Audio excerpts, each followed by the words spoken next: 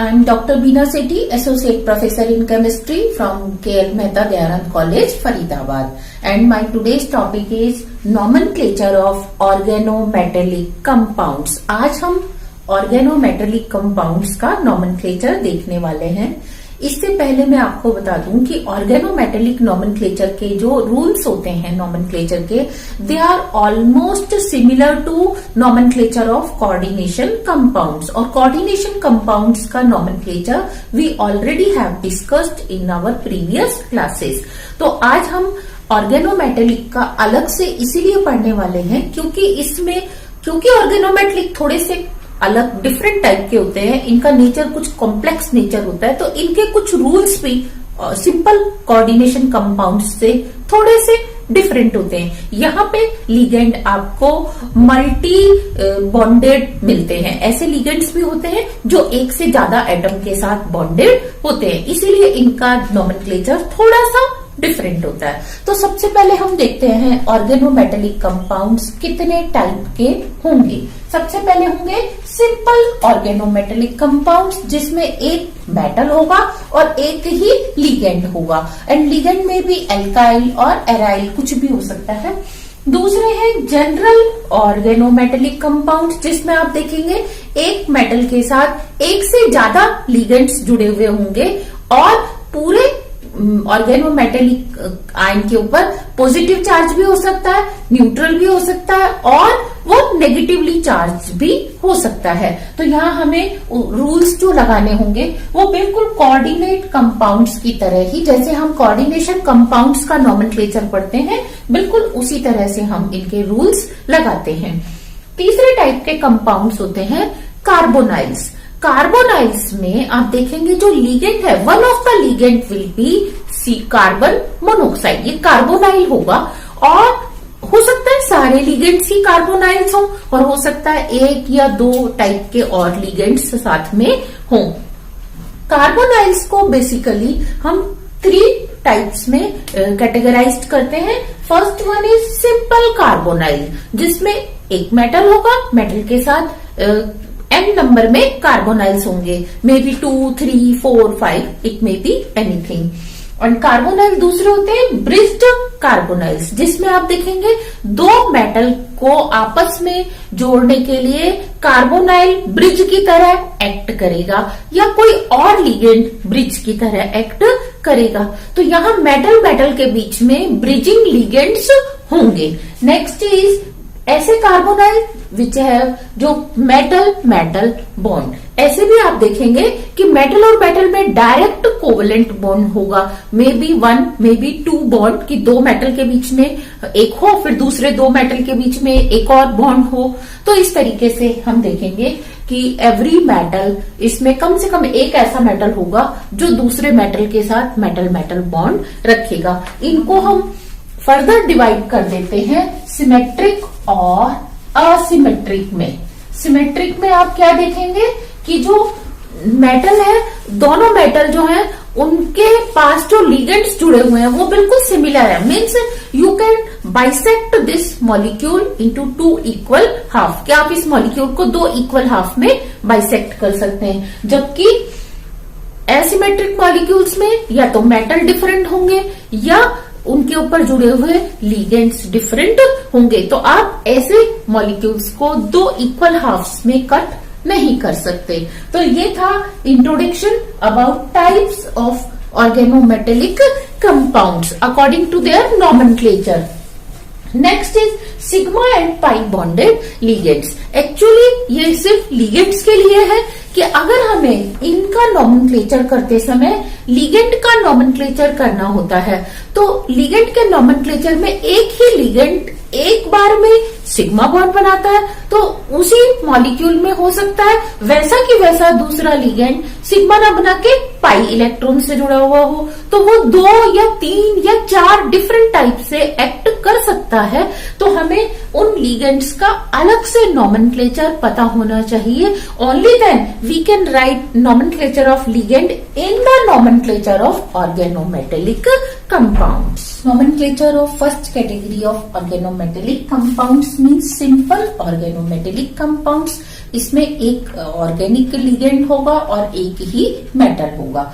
इसमें आप ध्यान दीजिए कि जैसे मिथाइल पहले लिखा है और लिथियम बाद में लिखा है, हालांकि लिथियम की इलेक्ट्रॉन नेगेटिविटी जो है वो बहुत कम है। इसके ऊपर क्या होगा, पार्शियल पॉजिटिव या पूरा पॉजिटिव चार्ज भी हो सकता है, और यहाँ पे क्या है, partial negative charge. In general ionic compounds के नोमेनक्लेचर में कैटायन का नाम पहले लिखा जाता है और एनायन का नाम बाद में लिखा जाता है। जैसे फॉर एग्जांपल आप अगर NaCl का नाम लिखने वाले हैं तो you will write sodium chloride, लेकिन यहाँ ऐसा नहीं है।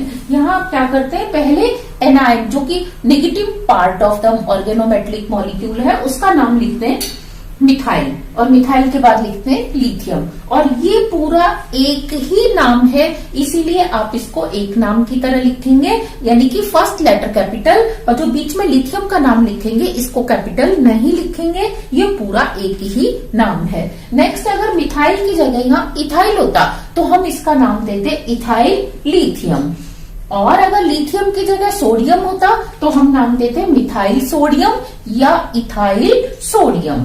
नेक्स्ट, अगर दो लिगेंड्स हैं तो इसमें देखो यहाँ पे एक ही टाइप के हैं ये, तो हम क्या कहेंगे, डाई इथाइल जिंक।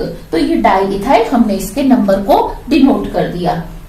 क्योंकि ये सिंपल टाइप के ऑर्गेनोमेटेलिक कंपाउंड्स हैं, इनमें ज्यादा कॉम्प्लेक्सिटी, चार्ज वगैरह को बैलेंस करने का कोई चक्कर नहीं है। Next, C2H5MgBr। तो ये देखो, ये इथाइल और ये मैग्नीशियम, तो ये एक ही टाइप का ऑर्गेनिक है और एक ही टाइप का क्या है, मेटल है, तो हम इसमें क्या कहेंगे, इथाइल मैग्नीशियम ब्रोमाइड। और अगर इथाइल की जगह यहाँ मिथाइल होता तो we could write methyl magnesium bromide, और यहाँ पे Br की जगह Cl होता या आयोडीन होता तो हम लिख देते क्लोराइड या iodide. Next is C2H5 means tetraethyl lead और डाई मिथाइल टिन, अगर यहाँ पे Sn है, और अगर Sn की जगह यहाँ मरकरी है तो हम क्या लिख देंगे, डाई मिथाइल मरकरी। तो this was the nomenclature of simple organometallic compounds. Now comes nomenclature of general organometallic compounds, जिनको हम कोऑर्डिनेशन कंपाउंड्स की तरह इनका नेमिंग करेंगे। तो इसको मैं स्टार्ट करूं, पहले मैं आपको कुछ और कोऑर्डिनेशन कंपाउंड्स के नोमेनक्लेचर के कुछ रूल्स बताना चाहती हूँ। उसके लिए आप ये नीचे दिए हुए एग्जाम्पल्स के नाम अगर ढंग से समझ लेते हैं और याद कर लेते हैं तो आपके लिए आसान होगा इन सबके नोमेनक्लेचर को समझना। सबसे पहले NaCl, ये अपने आप में एक रूल एक्सप्लेन करता है कि आप इसका नाम आसानी से जानते हैं, सोडियम क्लोराइड। हम इसको क्लोरोसोडियम नहीं कहते, बिकॉज पहले कैटायन का नाम दिया जाता है फिर एनायन का नाम दिया जाता है। तो ये एक रूल है इसके लिए कि पहले कैटायन का नाम देना है फिर एनायन का नाम देना है। और दूसरा कंपाउंड है कैल्शियम क्लोराइड, मीन्स यहाँ आप इसको डाई क्लोराइड नहीं लिखेंगे, क्योंकि क्लोराइड एक ही टाइप के एनायन है और कैल्शियम की वैलेंसी 2 है, तो ये अपने आप बता देगा कि इसके साथ 2 क्लोराइड आयन जुड़े हुए हैं। तो इट मीन्स अगर वैलेंसी के अकॉर्डिंग एक ही टाइप के कैटायन या एनायन है तो आपको डाई ट्राई नहीं लिखना है, ये सेकंड रूल है। तो आप इसका नाम कैल्शियम क्लोराइड और इसका नाम सोडियम सल्फेट, सल्फेट अपने आप बता देगा कि मेरे साथ 2 सोडियम जुड़े हुए हैं, क्योंकि सोडियम पॉजिटिव चार्ज 1 का होता है। तो इन दोनों से आपको ये पता चलता है कि आपको नंबर हर बार बताना जरूरी नहीं है कैटायन और एनायन का। लेकिन इसके अगले कंपाउंड में देखो, सोडियम पोटेशियम सल्फेट, यहाँ 2 टाइप के कैटायन हैं जबकि एनायन -2 है, तो और दोनों ही एक एक है, तो आप लिख सकते हैं सिंपल सोडियम पोटेशियम सल्फेट। आपको सिर्फ दोनों का नाम बताना ही सफिशिएंट है। लेकिन इस केस में जहां फॉस्फेट पे -3 चार्ज होता है तो इट मीन्स इसको प्लस के 3 चाहिए। तो अब देखो, आप खाली सोडियम पोटेशियम फॉस्फेट लिख दोगे तो आपको यह पता नहीं चलेगा कि डाई सोडियम पोटेशियम है या डाई पोटेशियम और सोडियम है। तो यहाँ आपको दोनों का नंबर बताना पड़ेगा कि कौन सा कैटायन डाई है, मीन्स 2 है, और कौन से कैटायन 1 है। तो यहाँ आपको डाई सोडियम पोटेशियम फॉस्फेट लिखना होगा। सिमिलरली अगर एनायन 1 से ज्यादा टाइप के हैं और उनकी पॉसिबिलिटी 1 से ज्यादा है कि कोई भी 2 हो सकते हैं, कोई भी 1, तो आपको मेंशन करना पड़ेगा एल्यूमिनियम डाइक्लोराइड ब्रोमाइड। अगर आप सिर्फ क्लोराइड और ब्रोमाइड लिख के छोड़ दोगे तो पता नहीं चलेगा कि दो क्लोराइड हैं या ब्रोमाइड हैं। तो कैटायन और एनायन के नाम के आगे डाई ट्राई केवल तभी लगाना है जब बहुत ज्यादा एसेंशियल हो। अदरवाइज अगर वो सिर्फ नाम से ही एक्सप्लेन हो रहा है और वो एक दूसरे के चार्ज को सेटिस्फाइड कर रहे हैं तो आपको उनका नंबर बताना नहीं होता।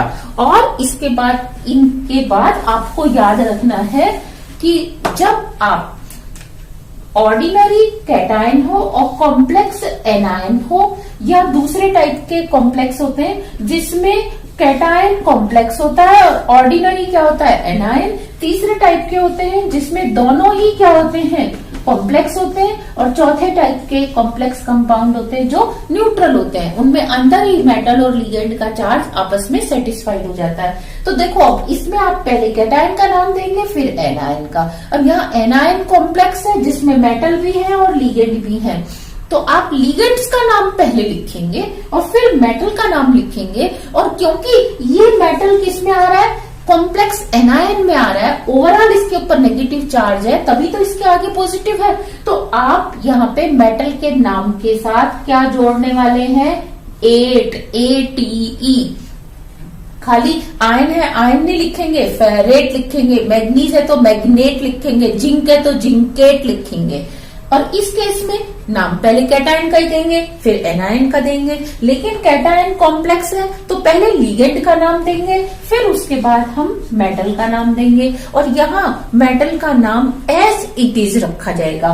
जब मेटल वाला जो लिगेंड है उसके ऊपर ओवरऑल पॉजिटिव चार्ज है या कोई भी चार्ज नहीं है तो इस केस में मेटल का नाम बदलता नहीं है, वो एज इट इज रहता है। तो यहाँ लिगेंड का नाम लिखने के बाद आप मेटल का नाम लिख के उसकी ऑक्सीडेशन स्टेट लिख के और फिर एनायन का नाम लिख देंगे। यहाँ दोनों ही कॉम्प्लेक्स है तो इस मेटल का नाम जो कि कैटायन के अंदर है, कॉम्प्लेक्स कैटायन में है, इसके नाम के आगे 8 नहीं लगेगा। लेकिन जो मेटल एनायन के अंदर है उसके नाम के आगे आपको 8 लगाना होगा। सिमिलरली इसके केस में लिगेंड और मेटल का नाम लिख के ऑक्सीडेशन स्टेट लिख के आपको 8 नहीं लगाना क्योंकि ओवरऑल इसके ऊपर कोई चार्ज नहीं है। तो ये मैंने कुछ आपको ब्रीफिंग कर दी कोऑर्डिनेशन कंपाउंड्स के नॉमेनक्लेचर के रूल्स की। तो अब हम देख रहे हैं ऑर्गेनोमेटेलिक कंपाउंड्स का nomenclature. First example is potassium, platinum, trichloro, ethylene. अब इसके नाम में जो आपको थोड़ा सा ध्यान रखना है नया कोऑर्डिनेशन कंपाउंड के अलावा जो आपको याद रखना है वो ये कि यहाँ एल्काइल और फिनाइल रेडिकल्स अगर हैं उसमें तो इनको हम यूनी नेगेटिव कंसीडर करते हैं। मेटल की ऑक्सीडेशन स्टेट निकालते समय आपको ये हेल्प करेगा ये इंफॉर्मेशन कि एल्काइल चाहे मिथाइल हो, इथाइल हो, प्रोपाइल हो, टर्शरी ब्यूटाइल हो, कुछ भी हो उसका ऊपर आपने यूनी नेगेटिव चार्ज कंसीडर करना है फिनाइल के ऊपर। लेकिन कार्बोनाइल और इथीन के ऊपर ये न्यूट्रल मॉलिक्यूल्स हैं, इनके ऊपर कोई चार्ज कंसीडर नहीं करना है। ये साइक्लोपेंटाडाइनाइल अगर सिग्मा बॉन्ड बना रहा है तो इसके ऊपर कोई चार्ज नहीं होगा। लेकिन अगर ये पाई कॉम्प्लेक्स बना रहा है तो इसके ऊपर हम यूनी नेगेटिव चार्ज कंसीडर करते हैं। सिमिलरली बेंजीन के ऊपर हम कोई चार्ज कंसीडर नहीं करते। साइक्लोब्यूटाडाइन एक न्यूट्रल मॉलिक्यूल है और ब्यूटाडाइन और साइक्लोब्यूटाडाइन दोनों ही क्या है न्यूट्रल मॉलिक्यूल्स है, तो इनके ऊपर हम कोई चार्ज कंसीडर नहीं करेंगे। ये इंफॉर्मेशन आपको हेल्प करेगी मेटल का ऑक्सीडेशन स्टेट फाइंड आउट करने में। तो इस कंपाउंड में देखिए कि ये ऑर्डिनरी कैटायन है, कोई कॉम्प्लेक्स नहीं है, लेकिन एनायन क्या है कॉम्प्लेक्स है। तो अब आपको एक इंफॉर्मेशन मिल गई कि आपका कॉम्प्लेक्स में और जो है ऑर्गेनोमेटेलिक में कॉम्प्लेक्स एनायन है। तो पहले आप कैटायन का नाम देंगे पोटेशियम, फिर आप इसमें पहले किसका देंगे लिगेंड्स का नाम देंगे ट्राइक्लोरो और ये इथाइलिन। और क्योंकि प्लेटिनम मेटल है इसका नाम बाद में लिखा जाएगा। ये पूरा एनायन का नाम है और ये कैटायन का नाम है। तो यहाँ प्लेटिनम ना लिख के प्लेटिनेट लिखा जाएगा बिकॉज ओवरऑल इसके ऊपर यूनी नेगेटिव चार्ज है। आपको कैसे पता चला यूनी नेगेटिव चार्ज है? क्योंकि ये एक पॉजिटिव से जुड़ा हुआ है और इसकी ऑक्सीडेशन स्टेट आप फाइंड आउट कर सकते हैं टू ऑक्सीडेशन स्टेट होगी, तभी तो 2 ने ये -3 और 0 से जब बॉन्ड बनाया तो अल्टीमेट इसके ऊपर -1 चार्ज बच गया। नेक्स्ट एग्जांपल पे अगेन आप देख रहे हो कि ऑर्डिनरी कैटायंस है, लेकिन एनायन आपका क्या है, कॉम्प्लेक्स। तो कॉम्प्लेक्स के चार्ज के बेसिस पे ही यहाँ आपने K3 लिखा हुआ है, तो देखो ये क्या होगा, पहले पोटेशियम, फिर लिगेंड्स का नाम क्या, कार्बोनाइल पेंटासाइनो, कार्बोनाइल पेंटासाइनो, ये हो गया आयन। अब आयन को हम क्या लिखेंगे, फेरेट, तो ये हो जाएगा फेरेट 2। तो देखो ये एनायन के नाम में जब ये ऑक्सीडेशन स्टेट आप 2 लिख रहे हो, तो आपने कैसे निकाला कि ऑक्सीडेशन स्टेट 2 है, कि ये +3 है, इट मीन्स इस पूरे पे -3 होगा, फिर इस -3 में साइनाइड पे -5 है क्योंकि 5 साइनाइड है, तो -5 और -3 में जब आप देखोगे तो -3 तो कैंसिल हो गए, बाकी क्या ये न्यूट्रल है, तो इट मीन्स आयन के ऊपर कितना चार्ज है, 2 + 2 ऑक्सीडेशन स्टेट है, इसलिए हमने इसके ऊपर +2 लिख दिया। नेक्स्ट अगेन यहाँ पे ऑर्डिनरी कैटायन है, तो पोटेशियम, और ये इनके ऊपर हम क्या कंसीडर करेंगे, यूनी नेगेटिव। तो अभी मैंने बताया आर ग्रुप के ऊपर यूनी नेगेटिव, तो ये हो जाएगा टेट्रामिथाइल बोरेट। अब हम इसको बोरोन नहीं लिखेंगे, पोटेशियम टेट्रामिथाइल बोरेट 3rd। कैसे कि इस पूरे पे -1 चार्ज कब आया होगा, जब ये +3 और -3 तो बैलेंस हो गए, एक माइनस का बच गया, तो ये -1। नेक्स्ट इसमें भी ऑर्डिनरी कैटायन है, देखो मैंने सब में एग्जांपल में पोटेशियम लिखा है, आपको सोडियम, कैल्शियम, हाइड्रोजन कुछ भी लिखा हुआ आ सकता है, तो आप लिख सकते हैं पोटेशियम पेंटाक्लोरोफिनाइल। देखो पोटेशियम, फिर ये कॉम्प्लेक्स का नाम लिखेंगे, तो पेंटाक्लोरोफिनाइल, तो ये -5 और ये -1 -6, और -6 में से इसका मतलब +5 तो इससे सेटिस्फाइड हो गया, केवल एक ही बचा है जिसने पोटेशियम के साथ चार्ज को न्यूट्रलाइज किया है, तो इसीलिए इसकी ऑक्सीडेशन स्टेट होगी 5। नेक्स्ट अब देखो यहाँ ये न्यूट्रल हो रहा है, अपने आप में पूरा न्यूट्रल हो गया, तो अब आप इसके ऊपर कोई बाहर अलग से कैटायन या एनायन नहीं है, तो इसमें आप क्या लिखेंगे नाम, बिस। क्यों लिखेंगे, क्योंकि लिगेंड के नाम में ही डाई आ रहा है, ये लिगेंड का नाम है साइक्लोपेंटाडाइइनाइल, तो देखो नाम में ही आ गया, तो अब आप इसका नंबर बताने के लिए डाई नहीं लिखेंगे, क्या लिखेंगे, बिस। 3 होते तो ट्रिस और 4 होते तो टेट्राकिस, इस तरह से लिखते हैं, बिस साइक्लोपेंटाडाइइनाइल। आयन लिखेंगे यहाँ, फेरेट नहीं लिखेंगे क्योंकि पूरा न्यूट्रल है, और +2 ऑक्सीडेशन स्टेट कैसे आई, क्योंकि इसने पाई बॉन्ड बना रखा है, तो ये हो जाएगा, इसके आगे लिखा हुआ होगा पाई, पाई मीन्स इसने पाई बॉन्ड बना रखे हैं, इसकी हेप्टिसिटी 5 हो गया, तो ये हो जाएगा आपका 5 -1 -2 और इसके ऊपर +2, तो ये सेटिस्फाइड हो गया, तो ये हो गया आयन 2।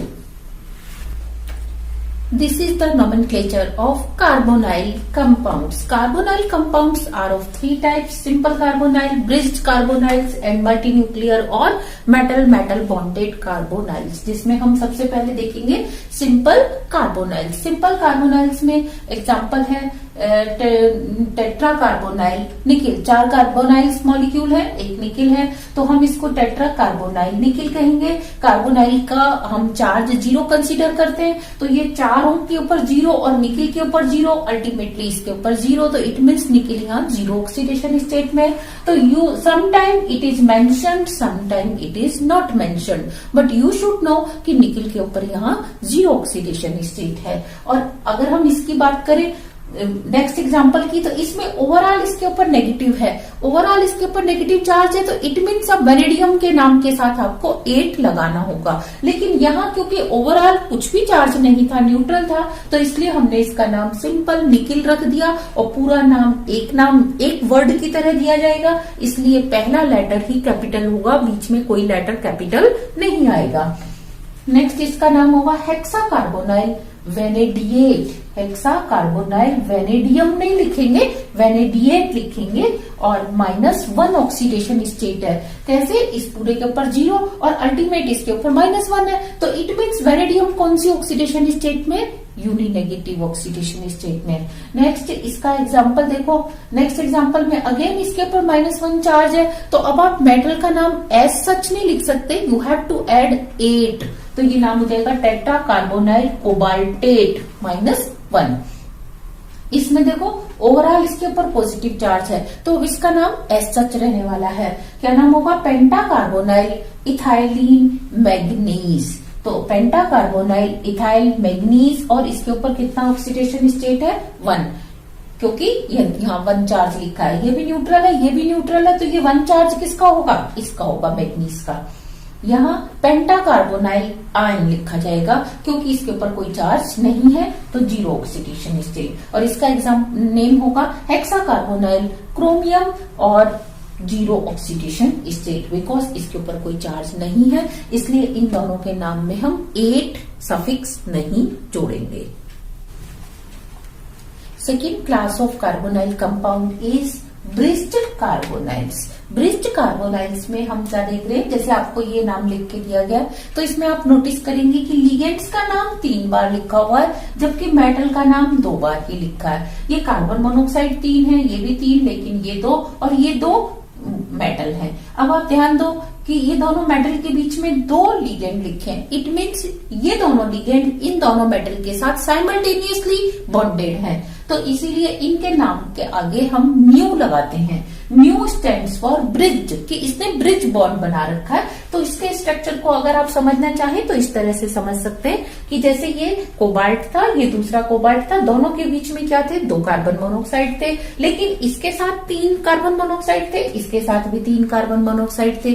तो यहाँ क्योंकि सिमेट्रिकल भी देख रहे हैं आप कि ये दोनों सिमेट्रिकल हैं, तो आप इसको बिस करके और दोनों का एक का नाम लिख दीजिए और उसके आगे बिस लगा दो। इट मीन्स उतना की उतना नाम इधर है।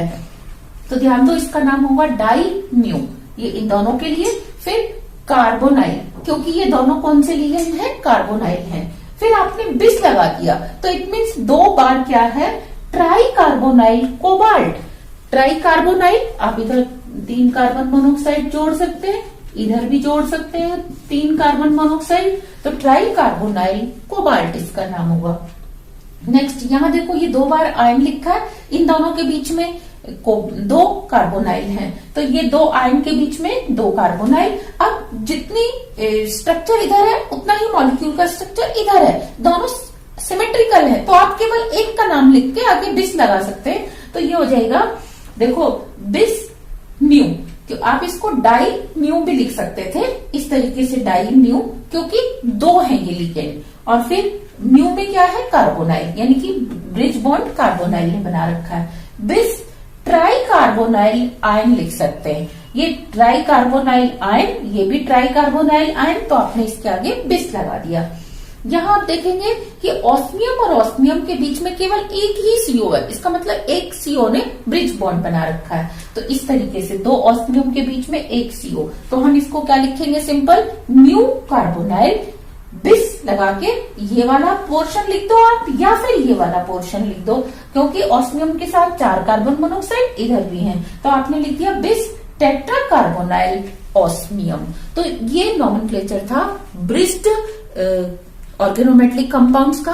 अगर ये ब्रिजिंग कार्बोनाइल की जगह सपोज वाटर से होती तो हम लिख देते बिस एक्वा, क्लोरो से होती तो हम लिख देते बिस क्लोरो। तो जो भी लिगेंड का नाम है हम वही लिखेंगे। और अगर एक वाटर है और एक कार्बन मोनोऑक्साइड है तो हम क्या लिखेंगे? म्यू कार्बोनाइल, म्यू एक्वा, दोनों का नाम अलग अलग लिखा जाएगा। Next category of carbonyl compounds is multi nuclear metal metal bonded carbonyls. इसमें हम देखते हैं, जैसे आपने लिया ये कोबाल्ट, आपको यहाँ क्लियर विजिबल है कि दोनों के बीच में एक मेटल मेटल बॉन्ड है, और साथ में आप देख रहे हैं कि इस कोबाल्ट के साथ 4 कार्बोनाइल हैं, इसके साथ भी 4 कार्बोनाइल हैं। It means this one is symmetrical. अब सिमेट्रिकल के केस में क्या होता है, आप इसको 2 इक्वल हाफ में कट कर सकते हो, तो आप किसी भी एक साइड का नाम दे दो, इधर दिस साइड और दैट साइड, तो क्या होगा? बिस टेट्रा कार्बोनाइल कोबाल्ट। ये एक साइड का नाम हो गया टेट्रा कार्बोनाइल कोबाल्ट इसका, और इसके आगे आपने बिस लगा दिया, इसका मतलब ऐसे ऐसे 2। नेक्स्ट इसको भी आप देख रहे हैं सिमेट्रिकल है, 2 इक्वल हाफ है इसके, तो पेंटा कार्बोनाइल मैग्नीज लिख के आप आगे बिस लगा दीजिए। लेकिन आप इसमें ध्यान दो, ये असिमेट्रिकल है, एक साइड कोबाल्ट है, एक साइड रीनियम है, लिगेंड भले ही सेम है लेकिन मेटल अलग है, तो अब आप इसको 2 इक्वल हाफ में कट नहीं कर सकते, तो हम क्या करेंगे? एक साइड का नाम देंगे, जैसे कि इसका नाम दिया हमने टेट्रा कार्बोनाइल रीनियम है, लेकिन इसको कैसे नाम देंगे? As a ligand. हम इस पूरे को एक लिगेंड मान लेंगे। तो देखो ये हो गया टेट्राकार्बोनाइल। फिर मेटल का नाम लिखने से पहले लिगेंड के नाम लिखने हैं, तो हम इसका नाम, ये वाला पूरा क्या है? टेट्राकार्बोनाइल। कोबाल्ट, तो हम लिख देंगे टेट्राकार्बोनाइल, पहले इसका नाम, फिर ब्रैकेट में लिखेंगे टेट्राकार्बोनाइल कोबाल्ट, नहीं लिखेंगे कोबाल्टियो, IO लगा देते हैं साथ में, को मेटल के नाम के साथ सफिक्स क्या है? IO। तो ये हो जाएगा टेट्राकार्बोनाइल कोबाल्टियो रीनियम, ये आपका रीनियम मेटल का नेम आ गया। Similarly this can not be divided into 2 equal half. तो अब आप इसको आप बेसिक मान लीजिए, मतलब प्रिंसिपल मान लीजिए, तो ये हो जाएगा हेक्साकार्बोनाइल। लेकिन मेटल का नाम लिखने से पहले आप इसका नाम लिखेंगे, ये क्या है? इथाइल मर्क्री, नहीं मर्क्रियो, तो ये हो जाएगा इसका नाम इथाइल मर्क्रियो टेंटेलम। ये टेंटेलम इस एलिमेंट का नाम है। नेक्स्ट ये देखो, यहाँ एक तो बेसिक हो गया, लेकिन ये दो हैं, ये लिगेंड दो हैं। देखो दो मेटल है AU, और ये PH3 क्या होता है? ट्राइफिनाइल फॉस्फीन, यानी कि एक फॉस्फोरस के साथ ट्राइफिनाइल जुड़े हुए हैं, तो ये ट्राइफिनाइल फॉस्फीन ओरियो हो जाएगा, ट्राइफिनाइल फॉस्फीन ओरियो। और ये दो है तो हम लिखेंगे बिस। तो अब देखो इसका नाम क्या हुआ? टेट्राकार्बोनाइल, फिर बिस ट्राइफिनाइल फॉस्फीन ओरियो, फॉस्फीन है ना, तो ट्राइफिनाइल फॉस्फीन ओरियो। और बाद में क्या लिखेंगे? आयन, क्योंकि आयन क्या है? प्रिंसिपल आपका ऑर्गेनोमेटेलिक कंपाउंड का मेटल है, तो हम इसको प्रिंसिपल मान के दूसरे को हम एज ए लिगेंड नाम देते हैं। तो ये इनका था नॉमेनक्लेचर। अब हम देखेंगे कुछ लिगेंड्स का पर्टिकुलर नाम कैसे लिखा जाता है, या उनकी ऑक्सीडेशन स्टेट कैसे कंसीडर की जाती है। Now we see the nomenclature of ligands. Nomenclature of ligands में जो पाई बॉन्ड वाले लिगेंड्स हैं, मीन्स जिनके अंदर अपने आप में पाई बॉन्ड है, वो क्योंकि दो टाइप से मेटल से जुड़ सकते हैं, सिग्मा बॉन्ड की हेल्प से, means when single carbon atom is bonded to metal. Next pi multiple carbon bonded. Pi bonded इनको कब कहते हैं? जब मल्टीपल कार्बन एटम्स मेटल के साथ साइमल्टेनियसली बॉन्ड बनाते हैं। और इसमें अगर एक कार्बन बनाता है जैसे इसमें, तो इसकी हेप्टिसिटी होती है 1, जिसको हम नीटा 1 या हेप्टिसिटी 1 से डिनोट कर सकते हैं। लेकिन जब 2, 3, 4, 5, 6, 7, 8 कार्बन बॉन्ड बनाते हैं मेटल के साथ, तो हम इसे नीटा 2, हेप्टा 2 या नीटा 3 या हेप्टा 3 इस तरह से डिनोट करते हैं। तो इसका फर्स्ट एग्जांपल है पोटेशियम ट्राइक्लोरो प्लेटिनम इथाइलिन। अब इसके आगे आपको पाई लिख के दिया गया है, ये लिखा है पाई। तो अब क्या होगा इसका नाम? सबसे पहले कैटायन का नाम पोटेशियम, फिर इस कॉम्प्लेक्स का नाम जिसमें लिगेंड का नाम पहले आएगा ट्राइक्लोरो। और क्योंकि इथाइलिन के दोनों कार्बन साइमल्टेनियसली बॉन्डेड है, तो हम इसको लिखेंगे नीटा 2 ethylene. Instead writing simple ethylene, we have to mention that both carbon atom are bonded. तो हम लिखेंगे नीटा 2 इथाइलिन, फिर लिखेंगे प्लेटिनेट 2। तो इस टॉपिक में हमारा मेन फोकस ये है कि हमें यहाँ नीटा 2 लिखना है या 3 लिखना है या 5। Next example is ion pi C5H5 whole twice. We know that this is cyclopentadienyl. लेकिन यहाँ आगे मेंशन कर दिया है पाई। पाई मीन्स फिर इसके अब 5 कार्बन जो है वो बॉन्डेड हैं, तो हम इसके लिए लिखेंगे बिस, क्योंकि इसके अपने नाम में ही डाई आ रहा है, साइक्लोपेंटाडाइइनाइल, ये डाई आ रहा है, तो इसलिए हम इस पूरे नाम के बाहर बिस लिख देंगे। और क्योंकि 5 कार्बन साइमल्टेनियसली बॉन्डेड हैं, तो वी विल राइट नीटा 5, या हम इसकी जगह लिख सकते थे H5 मीन्स हेप्टिसिटी 5, और बाहर लिखेंगे आयन। इसमें बेंजीन में आगे पाई लिखा है, इसका मतलब बेंजीन के ऑल 6 कार्बन बॉन्डेड है, तो इसका नाम होगा पाई नीटा 6 बेंजीन एंड क्रोमियम। बिस क्यों? क्योंकि यहाँ पे 2 बेंजीन है।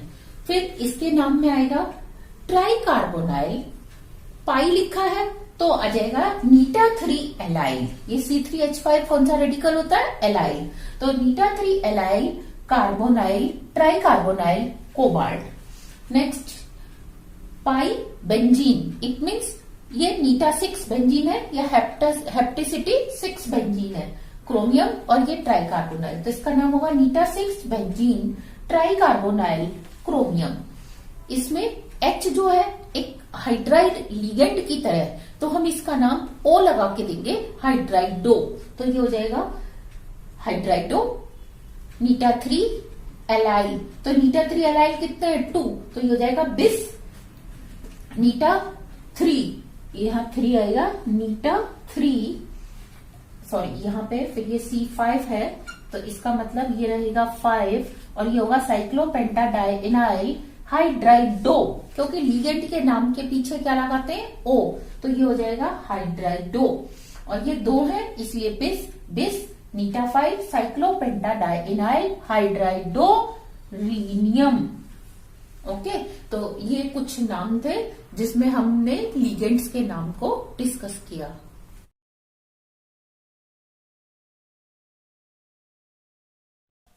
Question number 1. Give IUPAC name to given compound FeCO whole 5. आपने इसका IUPAC नेम देना है। Next, question number 2. Question number 2 is give IUPAC name to the given compound. Square bracket chromium under bracket CO whole 6 square bracket closed.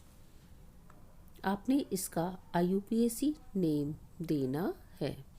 Question number 3. Give IUPAC name to the given compound. Square bracket iron hepticity 5 C5 H5 bracket closed twice square bracket closed. आपने इसका IUPAC name देना है। Give IUPAC name to the given compound. Square bracket chromium under bracket hepticity 6 C6 H6 whole twice square bracket closed. Now question number 5. Give IUPAC name to the given compound. Hydrogen square bracket or gold under bracket Cl whole 4. AU stands for gold, आपने इसको ध्यान से देखना है। Give IUPAC name to the given compound. Square bracket nickel under bracket CO whole 4 square bracket closed. आपने इसका IUPAC name देना है। Question number 7. Give IUPAC name to the given compound. Square bracket methyl manganese under bracket CO whole 5 square bracket closed. Question number 8. Give IUPAC name to the given compound. Square bracket CO whole 4 cobalt mu dichloro CO carbonyl 4. Give IUPAC name to the given compound. Square bracket Fe2 under bracket CO whole 9 square bracket closed. Question number 10. Give IUPAC name to the following compound. Square bracket rhenium hydrogen under bracket CO whole 4. यहाँ hydrogen H- की form में है। Answer की IUPAC name of the given compounds are penta carbonyl iron 0 2 hexa carbonyl chromium 0 3 bis cyclopentadienyl iron 0 4 di benzene chromium 0 5 hydrogen tetrachloro aurate third 6 tetra carbonyl nickel 0 7 methyl penta carbonyl manganese 0 8 tetra carbonyl cobalt 0 mu bis chloro tetra carbonyl cobalt 0 9 non carbonyl di iron 0 10 hydrido tetra carbonyl rhenium 1 because hydrogen यहाँ -1 है और rhenium पे +1 oxidation state है। I, Veena Sethi, pay bundles of thanks for watching this lecture. Thank you. All the very best.